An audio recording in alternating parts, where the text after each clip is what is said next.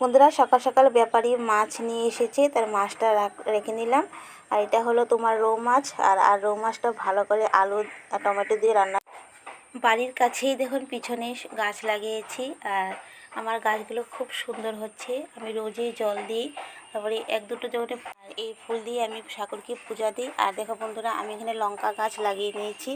এই দেখো লঙ্কা গাছে লঙ্কাও ধরে গিয়েছে। এই দেখো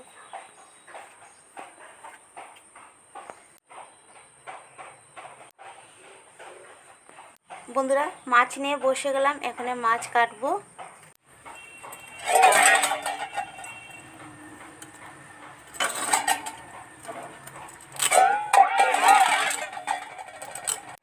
বন্ধুরা, মাছ কেটে ভালো করে ধুয়ে নিয়েছি। আর দেখো মাছের ডিম হয়েছে।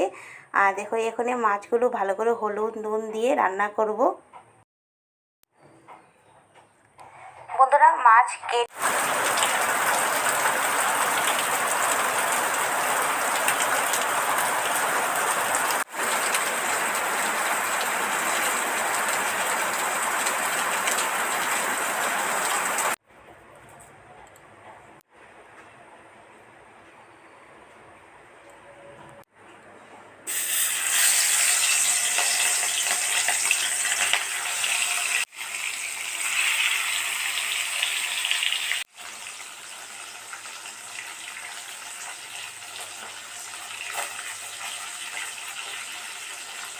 বন্ধুরা, রান্নাঘরে চলে আসলাম। আলু আর একটাই টমেটো ছিল, যে একটা টমেটো দিয়ে আমি আজ মাছ রান্না করব।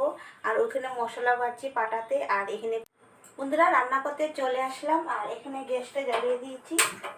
আর এখানে রান্না করব মাছ। কড়াইয়ে বসিয়ে দিয়েছি, মাছ তো আগেই ভেজে কড়াইয়ে বসিয়ে দিলাম। আর এখন এই আলুগুলো ভেজে নেব। বন্ধুরা দেখো, এখানে মশলাটা বেটে নিচ্ছি। এখানে শুধু কাঁচা লঙ্কাই বাটছি, আর জিরাও বাটবো।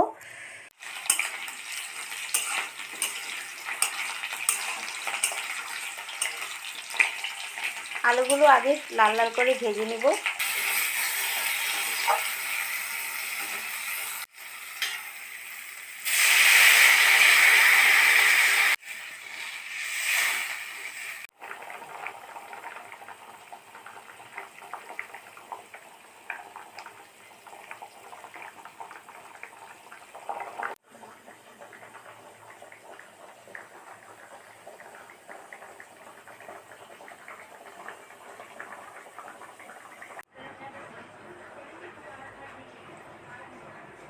বন্ধুরা, মাছের তরকারি বানিয়ে নিয়েছি। আর মাছের তরকারি কালারটা খুব সুন্দর হয়েছে।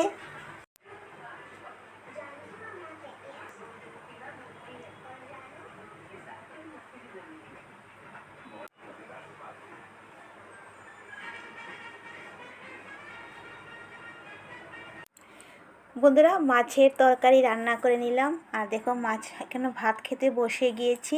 এখানে মাছের ঝোল নিয়ে নিলাম। আর এখানে নিয়ে নিলাম শসা, আর তার সাথে নিলাম লেবু, আর নিয়ে নিলাম তোমার নুন। আর এখন বসে যাব খেতে। এই যে বন্ধুরা বসে গেলাম খেতে মাছের তরকারি আর ভাত খাচ্ছি। আর এখানে দেখো ঝোলটা কি সুন্দর হয়েছে, কালারটা খুব টেস্টি হয়েছে রান্নাটা। মাছের ঝোল রান্নাটা খুব